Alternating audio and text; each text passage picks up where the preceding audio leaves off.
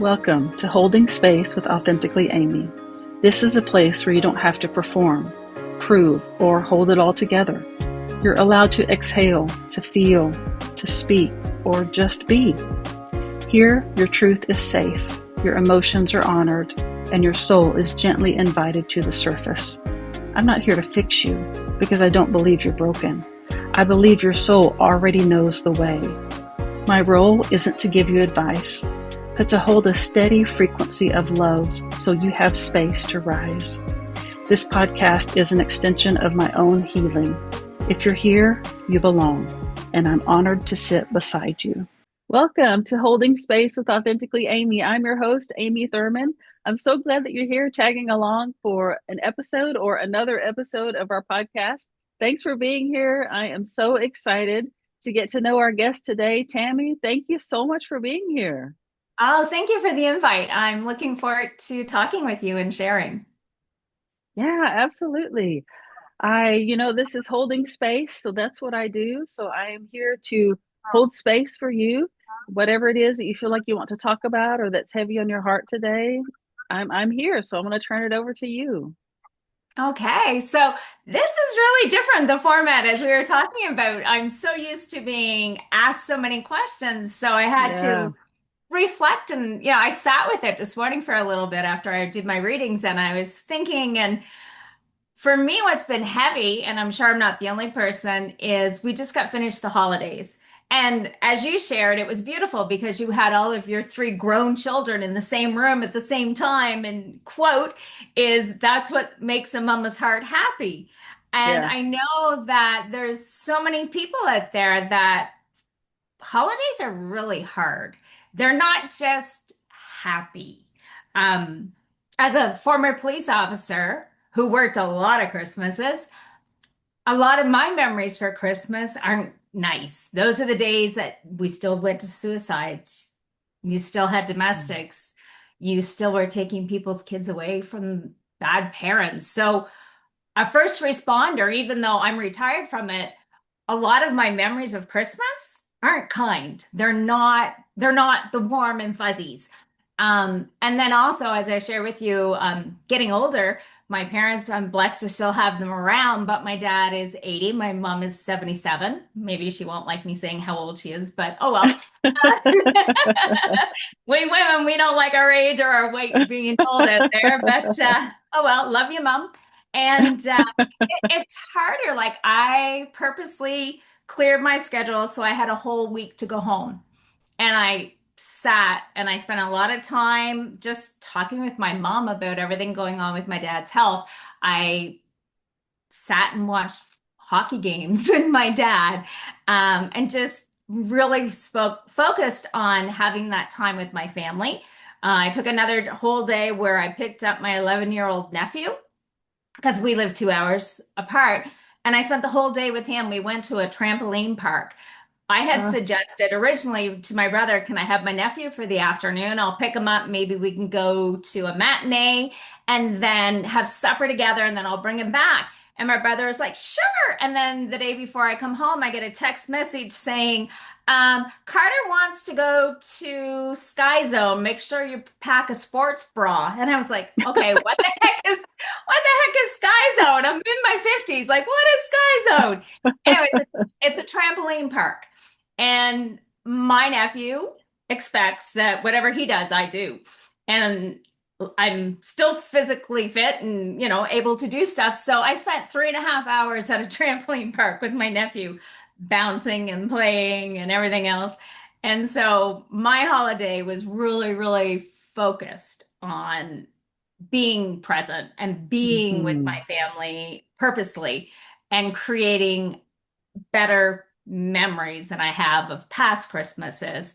I also have some personal trauma related to Christmas as an adult. I was assaulted on the 13th of December and off work for 2 months. So Christmas is really hard in a lot of ways for me. So I started to try focusing on changing my memories. Not, I'm never going to forget certain things, unfortunately, but just trying to create new memories. So one of the things I did this year, and it was ironic, I picked a weekend where my friends, a lot of my girlfriends were free in the middle of December, and I hosted a girls' night. And it was a big potluck and Yankee swap. Ironically, it fell right on the 13th. And a lot of Oh, people didn't know wow. what that date meant, but one of my best friends did. And she's like, huh? Like, are you sure you want to do it on this day? And I'm like, usually I hide. So yeah, I want to do it on that day. And so it was really weird because, a lot of people, the number 13, but for me, my first police car was Alpha 13. So it's a number that I don't Wow. have a, yeah. So, but December 13th is the day of the assault. And my party fell on the 13th. I invited 17 women. 13 women showed up on the 13th. Wow. How's that for? So Yeah. I just, Synchronicity. yeah, so for me, it was like, okay, I need to create new memories. So that was something that I talked about with some people that were struggling, and just like, instead of focusing and shutting down or going into the poor me's, or like, it's okay to feel into your feelings, because if we don't, they'll bottle up, and eventually we explode, our mental health really Yes. suffers. But Yeah. instead of just allowing the bad memories to be the only thing, look at creating something different, something new, something to look forward to. And the other thing that I purposely did this year was I had invitations to some parties. And last year I kind of didn't really go to too many. I kind of made excuses or just Mm. didn't. This year I purposely made myself go, and not, you know, I hate Christmas or any of, the talk in my head, and just trying to change the feeling, change my memory, change the emotion. So yeah, that was a little heavy on my heart. And as I share with my parents being older, it's harder spending time when you see things. And it's like, oh, how many of these do I have left? So it was just Yeah. like recognizing that time can be short. Yeah. This is so powerful because I experienced the same thing in a different way, but we forget that we have a choice. We forget that we have the power to choose and make Mhm. different decisions and different choices to change the way we're feeling. Like with me, Exactly. the accident that broke my neck and sheared my brainstem happened on April 26th. And so every year, just like you, I would lose an entire week, that whole week, just like, oh, Yeah. really, really dreading that date. And then I decided, you know what? I don't have to do this. Like, I can change this. So I Hmm. published my first book on April 26, Ah, 2024. So I turned it congrats. into something worth celebrating. And I think we forget that we have the power to do that, that it's okay for us to do that. Hmm. And it doesn't happen. It's not like you're going to do it the very next year. Like it took me 10 years. Like we have a lot of healing to do before Yeah. you can get to that point. But I think it's such a powerful message that that is something you can do and need to do. Yeah. You need to do it for yourself. And it's the same like with forgiveness. Your accident was an accident. What happened to me wasn't. Somebody purposely did it. Yeah. So a part of my healing too, and a part of, recreating, is letting go of certain things.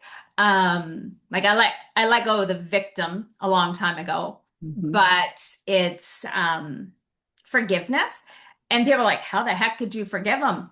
Well, I didn't forgive him for him. I forgave him for me, because as Yeah. long as I'm carrying that resentment, or I wasn't angry. I was more hurt than anything. But as long as I'm carrying that inside of me, he's still controlling, he's still hurting, he's still the winner, for lack of a better way of putting it. So I forgave him only for myself. I didn't forget anything that was done, but I forgave because as long as I didn't, I wasn't moving past it. And the only way to move past it is to release some component of it. It wasn't my fault, but I needed to forgive for myself, for my heart, for my healing, for, so many reasons. And that allowed me to change my dynamic, change even my words, because what was it, 7 years ago I spoke and it was at a women's event and we were talking and I was sharing. And when I was introduced as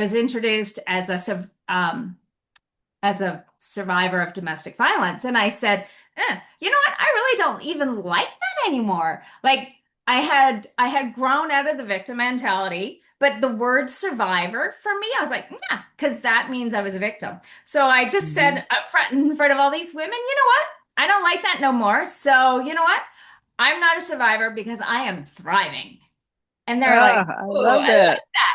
And it Yeah. was just a shift. And it was hearing somebody else say the word that made me Yeah. go, no, I'm not there no more. I'm past that one. So it was like there was 3 steps on that process. And it was after the So, forgiveness that that yes. next level came in. That's so beautiful because we often think forgiving people means that what they did was okay, just exactly Yeah, what you never. said. But that doesn't, that's not what it means. It's something that No. you do for yourself to move beyond it and to begin to heal because we can't begin to heal, even begin to heal until we Hmm. take the step of forgiveness. And I mean, I have experienced that too. I had to forgive myself in this situation because I kept trying to get back to the person I was before, fighting to get her back, and it wasn't going to happen. So I had to forgive myself for striving and striving and striving to get that person back. And you're right. It's such a powerful thing to be able to do to help us move forward in life and really find the path, align with the path that we're meant to be on. So what a great, I love that you said I'm not a survivor anymore. I'm thriving. That's so Yeah. beautiful. Yeah. And I think a part of it too is with my background in policing, I specialized for 13 years in domestic violence and writing protocols and trainings and being a spokesperson and all kinds of involvement, still involved with community projects. One of the co-founders of a project we have here called Safe for Pets Too. So it's run provincially, so like a statewide. And what we do, I had seen and research also indicated that one of the huge barriers for women leaving domestic violence is having a pet, that they won't will Wow. not leave if they know their partner will harm or kill their pets. So they will stay and take the brunt of the abuse so that their animals are safe. And as one woman said, she said, I could no sooner leave my dog than I could my son. Hmm. And so we've been doing our project. We started in 2010. We launched officially February of 2011. We've helped well over 150 women and over 200 animals. And I don't know how many Wow. children. We don't keep track of that statistics, but definitely more children than women because a lot of the women would have at least one or more children, not all. And that's like that's huge for me, like to be able to do that and see that there's so many barriers for everybody, but at least we can effectively help people overcome that one barrier. And I know other provinces, some states or communities have similar projects, or I know veterinarians, even if there's not a project, a lot of them are in the business for the right reasons. And if somebody was in need, if they reached out to their local vet, I'm sure a vet would help somebody if they needed to, because a shelter you can't bring an animal to for so many reasons. Yeah. And we just try to identify, okay, how can we get around this? And for me, I was the girl who would respond to a domestic. And I had a lady one night who was ready to leave. And we were walking towards the police car, and her dog, CJ, was back. And he used some very colorful language and descriptors for herself. But the gist of it was, is you get in the car and leave, I'm putting a bullet in CJ. And so she started to turn, and I'm like, what do I do? Well, I rescue, my mother calls me Snow White because I feed the birds and the squirrels and everybody eats out of my hand. So I just instinctively I opened the back door of the police car and I yelled the dog's name, and the dog ran and jumped in the back seat, and I was like, hot damn, we're out of here. And then she's like, Wow. what are we gonna do with him? And I'm like, I don't know. I just don't know what we're doing with the dog. So he lived with me for 3 days until we made arrangements for him to go somewhere else. And so that was, my part. And I know I'm not the only officer who has ever opened a car door or, you know, taken an animal or helped somebody. Police aren't the vision of television or what some people think. There are, some people who shouldn't be wearing the uniform. Um, just like every profession, there's good, bad, and exceptional. And I would say, for the most part, over 90% of the people, if not 95% of those people, are in the jobs for the right reasons and go above and beyond. But unfortunately, the media only highlights the bad. If it doesn't Yeah. bleed, it doesn't lead. Yeah. So there's a lot of kindness, a lot of generosity, I've seen so many officers give out of their own pockets for people that, they don't expect a pat on the back, they don't anything, and that doesn't hit the news. That, only if somebody does something wrong, that one bad apple in, 100 is the only person who ever gets any notoriety, for lack of a better way of putting it. Yeah. Yeah. It's so interesting that you bring this up because it reminds me, my friend Siri, her name is Siri, Siri, wrote a book called Refuge Ready, and she asked me to endorse it. So I got to read her book. And it is really just a small booklet that walks women or people through how to leave a domestic violence situation Mhm. and prepare themselves for going into a shelter. And I used to be a social worker. Like I used to work with domestic violence people, but I didn't know half of the things that she has in this book that are required or that happen to go Mhm. through removing yourself from the situation and entering a shelter, especially with children.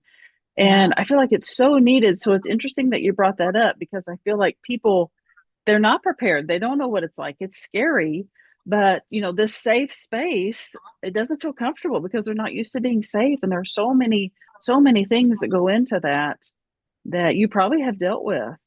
Oh, yeah. Safe space is interesting because some people, unfortunately, violence was the norm since being a child. So if you grow up in a home with a lot of violence, it's not, you don't notice, or it's not that you don't notice, I guess. It's just that you don't have the expectation, perhaps, that somebody will treat you better than that. So that when you end up, because they all, people say you marry your father. Um, when you end up in that situation and you've grown up in an environment where maybe you're told, that you're not enough, that, you're never encouraged or given any sort of positive love, that when you end up in a situation where somebody is physically or mentally or whatever abusive, it's normal. Unfortunately, that is your normal. Mm-hmm. So leaving normal to go to safety, you're in an environment that, okay, this is weird. It's quiet. Nobody's yelling. Nobody's throwing anything at me. Nobody swore at me today. And like, there's so much research that women that are in a domestic violence situation, sometimes there's always that, not always, but a lot of times there's what they call the honeymoon after the violence, where he'll give you a gift. He buys you flowers. One lady I dealt with had a teddy bear collection, and I had said something about the bear collection, and every bear was given to her after he had hurt her. Mm-hmm. But the bear sat there as a reminder to her of consequences of not listening, not doing, not behaving properly. So it wasn't really a gift. It was a remember what happens, remember how you got it, these gifts. So when people end up in a safe situation, to us it's safe, but to them it's foreign. It's, Yeah. I don't like, this is so weird. Like I'm uncomfortable. I'm waiting for the next shoe to drop. So it's, the book would be very eye-opening for a lot of people because there's so many little things that you don't think of. Like a lot of women they'll leave, especially with kids, with nothing more than what they have on their backs or what they can carry in a bag. And, people will forget, or he has things locked away. So people won't have their own health cards. They won't have their passports. We see that with a lot of immigrant women. They will not have access to their passports or any documentation. They don't have their own credit cards. Nothing is in their name. So once they're out, they have to learn a system that they've never been exposed to, or they're trying to get a new health card. They're trying to get a new driver's license. They're trying to get all these things. And not only is it the struggle and the time and dealing with government agencies, it's also financially burden because you have to pay for these things. They don't care that somebody else took or cut your license or whatever. Like it's on you, the onus, to get it. So yeah, it's interesting. I'm happy that somebody created. I know that on some of our domestic violence websites here, there are checklists with to help women. I know with our project online, we tell women what they need. Unfortunately, we are all volunteers, so it's not an immediate response. There are sometimes time delays, but we have the support of the SPCA because animals at threat fall within their mandate. We have an amazing community of veterinarians in our province. Since we've started this project, there's only one vet who has ever sent us a bill. Wow. Yeah. And we have it set up Wow. that as soon as the animal is picked up by the SPCA, they're taken to a vet. The vet checks them. We've had a few, unfortunately, be hurt, dogs with broken hips and things, but a lot of the animals, majority are missing shots because that's another control with money. Mhm. So we've had multiple vets give, inoculations and get them their vaccines and kennel cough or whatever they need to go on to the next step of the fostering system. And they're like, yeah, don't worry about it. It was a needle. No, don't worry about it. It was just a checkup, which, to have that type of support is amazing. And I like to highlight that because a lot of people, I hear, oh, the vet's overcharged for this and that. But a lot of vets do a lot of things for nothing, Yeah, to, that, to help community, to help women, to help. Yeah. yeah. I love that so much. And I had honestly never thought about the animal in that kind of situation, in a domestic violence situation, about the animal. So Yeah. if someone is listening right now or watching right now and really knows that they need to leave, but they don't want to because of their animal, what would you suggest that they do? Well, if they're in New Brunswick, where I am, we have the program Safe for Pets too, TOO. So they can Google it. We have a Facebook page too, so people can find us. All of our social worker, police officers, etc., are trained on it. But if you're in another location, start with a outreach worker or a shelter and ask them because they may be aware of a program or somebody that can help them. Next step would be talk to your vet and see if they can help you. I know with us, we also, with dogs, we've had a few of the larger kennels throughout the province reach out and just say, hey, if you're ever stuck or you have an animal that needs placement up towards where we're located, we will take that animal in for the month free of charge. Hmm. And one of the kennels, I know one of the women that run it, and when we have reached out, not only does she take care of the dog for the month, that dog lives in her house with her animals and her kids. And like, there's a Wow. lot of really good people out there. But when you've been isolated and hurt and all these things, and depending on your resources, like honestly, some people have more money than others, but unlike common, people think, oh, it only happens to poor people. It doesn't happen to women who, are successful or people with money, or doesn't happen to white people. It only happens to black people. Yeah, all of that's BS. It doesn't Yep. matter. Like, it doesn't matter, like, whether you're fat, skinny, pretty, not pretty, by whose standard. Right. It doesn't matter what color, it doesn't matter how much money you have in your bank or if you finished high school or have a PhD, because I've seen it all. When I was assaulted, I was a police officer in my own home. Wow. So there is no barriers. Like there Yeah. isn't, it There are only no happens rules. to, yeah, Yeah. it doesn't just happen to poor people or uneducated people. You know, it doesn't. So the barriers might change. Like some people are blessed to be more financially able to maybe move and get an apartment, but it doesn't change the violence. It doesn't change the risk factors. It doesn't change the stalking behavior of perhaps their ex-partner or the lethality. It doesn't, none of those things factor in based on color or anything. Even with, the gender issues, same-sex partners, like there's violence. So, it's not just, and we're seeing more of that too, that it's not just a straight white woman issue, for lack of a better way of putting it. It happens across all, all people are people. Um, you Yeah. know, Yeah. and And all I people would deal think, with it. as far as the animals go, if you shared with the vet the situation and they knew why you were asking to board the animal, that they would be much more willing to Oh gosh, yeah. accommodate what you need. Yeah. Because I know, people don't want to talk about this. They don't want to share this information with other people, but I feel like the more honest you are with the vet, someone who you need their help, the more Mhm. willing they'll be to help. Yeah. So just putting And that out vets there. are like our doctors, like when we have brought Yeah. women present at the hospital and they have a certain type of fracture or, bruising patterns and oh, I just fell again. No, you didn't just fall again. You don't get Yeah. that black eye from, oh, I walked into a door again last night.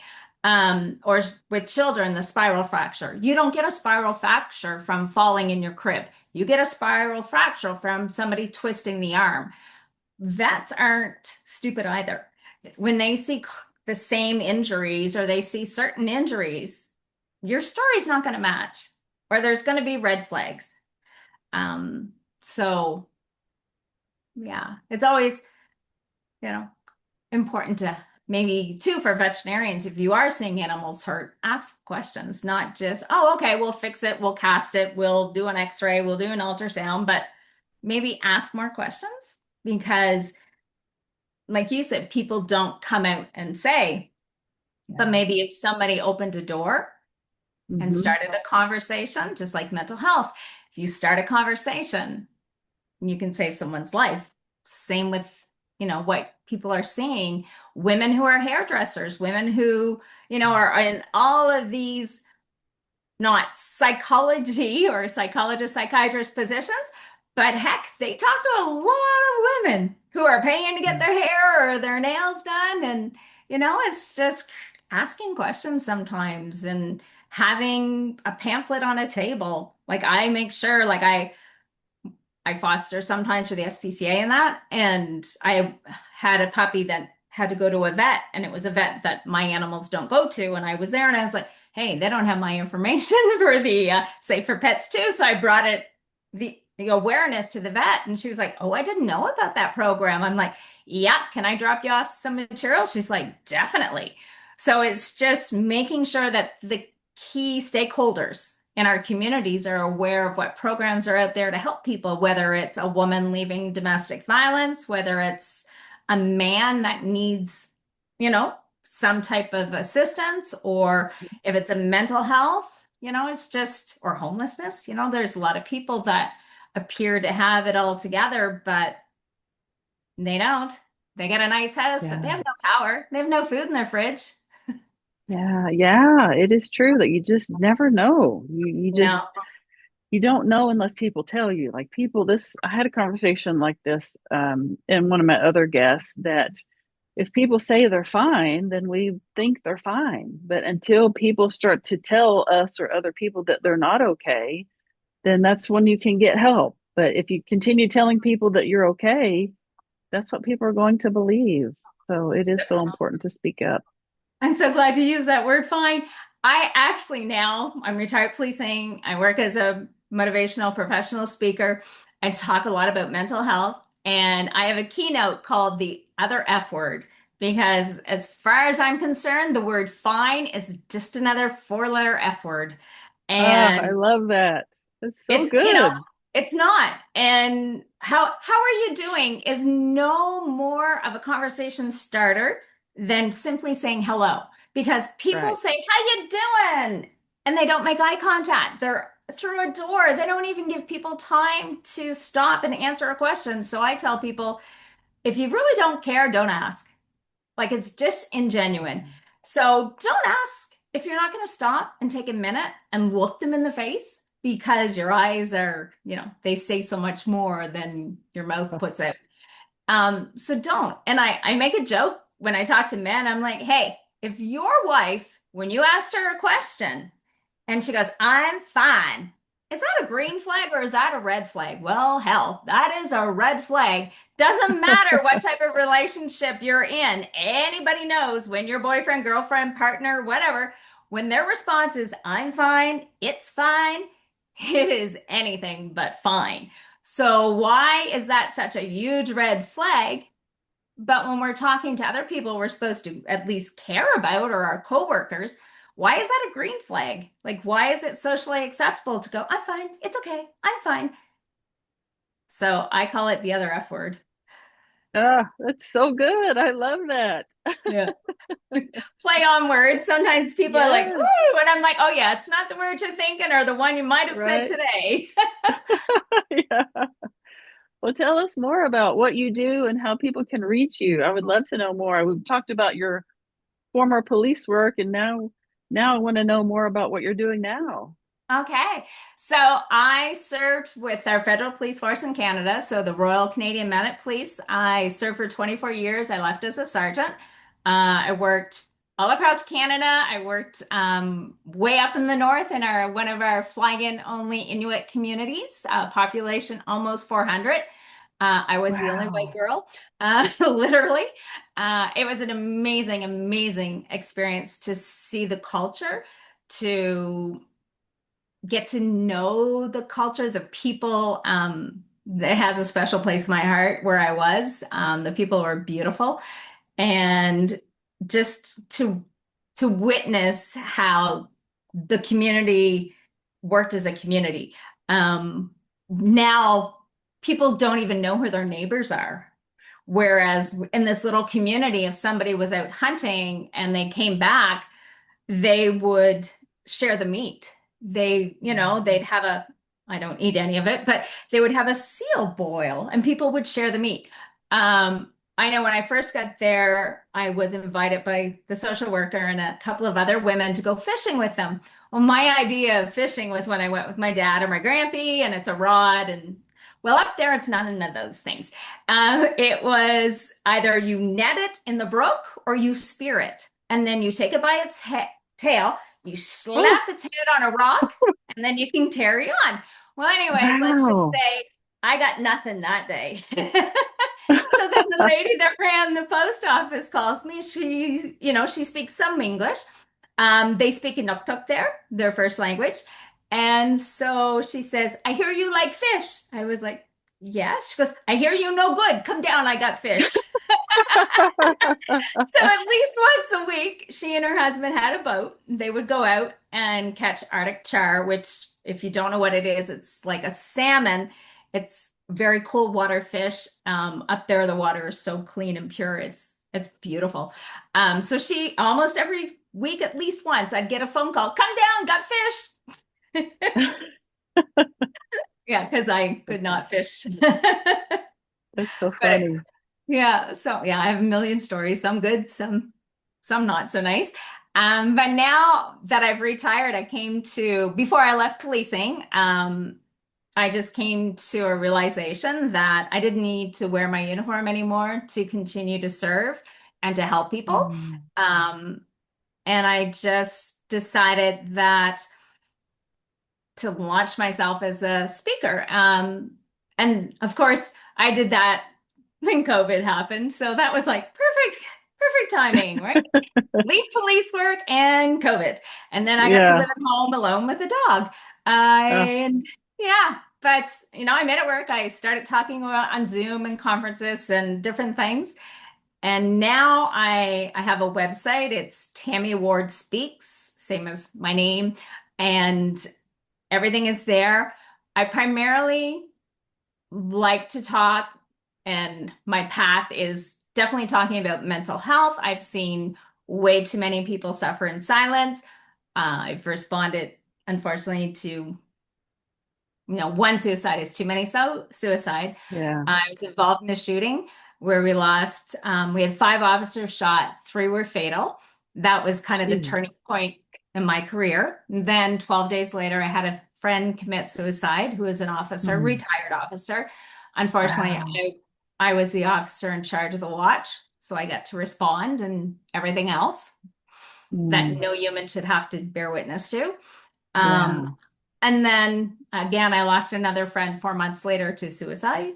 So mental health is huge for me. Like I have my own struggles. I still struggle with some stuff. Like as we talked previously, there's certain dates that are extremely hard for me, Sure. and certain places.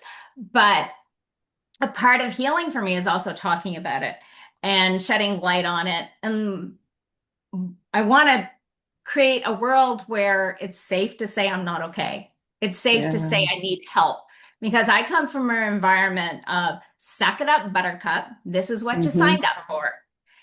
Yeah. And so you suck it in, you suck it in, you suck it in until you break. And when you break, then they're like, oh, take away her uniform and her gun. They're not there to help us. They break us, and then it's next. You're nothing but a number in a big system. That was my personal experience. And I want that to change. I want people to be able to say, I need help before they're completely broken or aren't here anymore. And so I feel no matter where you work, people have different things they're going through. Nobody knows. Like we say, you can, especially women, we can paint on a pretty face and do our hair and our nails, and oh, the world's lovely. Meanwhile, Yeah. you are broken and dying inside, but as long as you look okay, or as long as your butt is in a seat at work, check a box, they're there. And I want to change that. I want people to be able to say, I need help, and people to be able to support properly, not like, uh-oh, they need a doctor. No, like, and privacy law and all this other reason and logic why, you can't ask questions. No, you can, but you have to build that relationship first. Just because Hmm. you're the boss, you're the whatever in my profession, just because you have rank does not give you the right to ask a question. If you haven't taken the time to have a conversation and know who your people are, how are you going to start a conversation when you don't know the man or the woman that works with you, for you, or whatever? If you don't even know they have children, how are you going to start a conversation saying, your work has been suffering? What's up? My child's in a hospital. Oh, you got a kid? Like, they're not going to open up and talk to you. So take the time. And if you're not the right person, because I mean, some industries are really big, and just because you're the highest manager or the owner, if you got a couple of hundred employees, maybe you don't know what everyone does, in their personal life. But there are people, there are leaders in organizations that don't necessarily have the title. And those are the people who should be asked to check in on somebody, or let's Mm. create a work environment where we just naturally check in on each other Yeah. and look for the signs. Like, not everybody shows up and looks like they just came in from being on a bender or still wearing yesterday's clothes, or, oh my God, she's been eating her emotions. No, there's so many other signs that people don't notice, like people who don't take part anymore, people who never come to coffee, people who, like just disengage, but we don't notice those things as long as the work is Hmm. done. And so I really want to change Yeah. that. And then my other thing is I love to empower people. Well, actually, you can't empower anybody because it's their power to take. So I kind of hate that word, Yeah. but I Yeah. said it. I'm human. I said the word. But I love to help people feel motivated, to feel seen and heard and inspired to do whatever they want to do and share my story, especially with women, because I'm not your typical police officer. didn't come from a background. My dad, my brothers, nobody's in policing. I was the girl who was a ballerina who decided to be a police officer, and everyone was like, "What the hey?" So it's just changing, changing that dynamic. So I love to speak about anything, and especially with women's group, to share my story, to share what I went through, that what I overcame, just not to say, "Hey, look at me," but to say, I survived these things. I moved through these things. How can I support you? How can I help you? How can we get you to the next place where you deserve to be? So that is my mission now, is to talk and to share, be a guest on podcasts like yours who open these conversations about important topics, not just the superficial, not just the money. Money is nice. I mean, we could all, I'd have, a barn full of animals, and I'd have a horse barn if I had millions. But if anybody likes me and wants to buy me horses and a barn, you can give them my number. But on a serious note, like, there are so many more things in this world that are much more important than a dollar. Hmm. And if you're blessed to have the dollar, the way I was raised is, if God gave you enough and you're blessed to have more, then you should be sharing that with somebody else. And Yeah. so, and not a handout, because a handout means I'm better, but a handout. How can I help you? Yeah. Not, oh, I'm giving to the poor. No, if you do something and you got to post it on social media, you did not do that for any of the Yeah. right reasons. You did that for, oh, I'm such a good person. Look at me. No, if I drop food off at the food bank, if I go volunteer somewhere, I didn't put it on social media because my heart wanted to do that. And I did it from my Yeah. heart. I didn't do it so that people can go, oh, isn't she a nice person? No, no. That's, to me, that's disingenuine. Like, if I do something, I want it to be for the right reasons. If I, if I do anything, I want to do it with integrity and authenticity, and do it because my soul wants to. And my soul recognizes and sees the beauty in another soul. So I want to help them. I don't want to, there's no level. You know what I mean? Yeah. Regardless, there's no Yeah. level. We're all here. We're all one.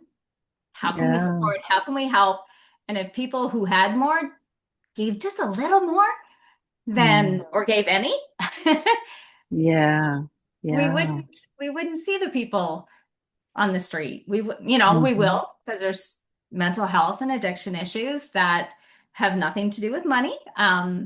But there are people out there who are struggling, that need a hand up, that Hmm. need a hot meal or maybe a coat. Now I worked in the schools. I saw kids that broke my heart.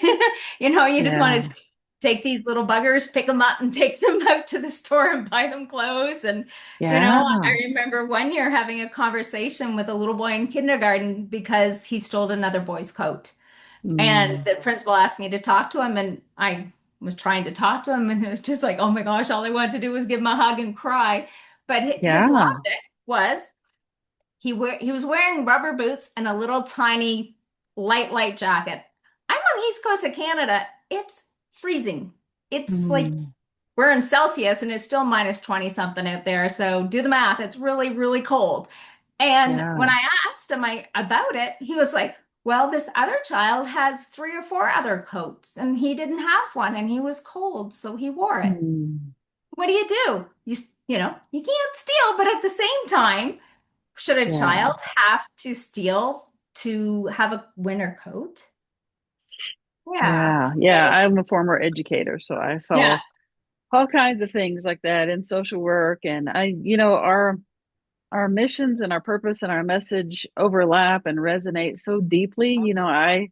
focus on authenticity and learning to own, embrace, and live in your authentic self. And that literally changes the whole environment, the workplace culture, all of the things Oh my around gosh, you, yeah. exactly what you were saying.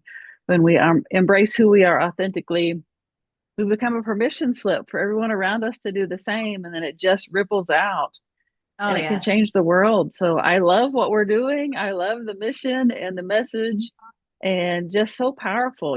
More people, we need more people like us to be spreading this message and getting it out there. So I'm really grateful for what you're doing. And thank you so much for taking the time to be here today to share your story with us. Oh, thank you. I appreciate it. I loved our conversation. I think that if we were closer, we'd grab a coffee right now and continue, but we're a few miles apart. A Yeah. couple of Yeah, flights. just a few. Yeah. Yeah. But yeah, thank you again for being here and for the mission that you're spreading in the world. It's making a difference. Thank you. Thank you so Of much. That course. means everything. Like I've said to people, some of the things I do, nobody ever sees because I won't put it out there. Hmm. But some of the things I do that I don't make any money from, that I, spend my own money, however you want to put it, there is no check that anybody could write me to make me feel half as good or valued as being able to help another person. Like Hmm. I've had opportunities. I spoke at a women's event and I talked and I shared my story with violence and everything. And at the end, I had a lady come over, best testimonial ever. She said, "Can I give you a hug?" And I was like, "Definitely." And she gave me a hug and she said, "I just need you to know you spoke to my heart for the last hour." I Oh, was like, "Oh, like you can't write me a check for that." Like yeah.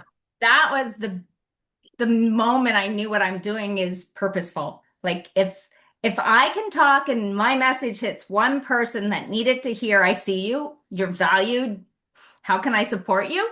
Then I just won. Like I just Yes. fulfilled my purpose being on this earth. Like that is my, that's what I Yeah. want.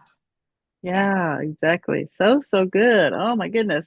Well, I will be sure and put your links in the show notes so that people watching and listening can get to those easily and connect with you and reach out to you. Oh, And definitely. yeah, yeah. So thank you for watching. Thank you for listening. Thank you guys for being here. Please share this so that we can get this message out to more people. If you are interested in being a guest on the show, ordering one of my books, or working with me in an authentic way to learn to own, embrace, and live your authentic self, please email me, Amy at getamyshelp.com. And until next time, I will be here holding space for you. Thank you for being here. And to my guest, thank you for your honesty, your courage, and your truth. It's an honor to hold space for people like you. If something in this episode stirred something in you, if you breathed deeper, softened, or felt a pull inward, consider this your invitation. Whether you're ready to share publicly or prefer to remain anonymous, I'd love to hold space for you too. This work isn't just for podcasts, it's for people everywhere. And I'm bringing it into businesses, schools, communities, organizations, anywhere humans need a place to be and for someone to hold space for them. To learn more or to schedule your own session or to be a guest on this podcast, visit www.getamyshelp.com or just reach out to me. I'll meet you with open arms and a quiet, sacred seat. Until next time, thank you for being beautifully, unapologetically human.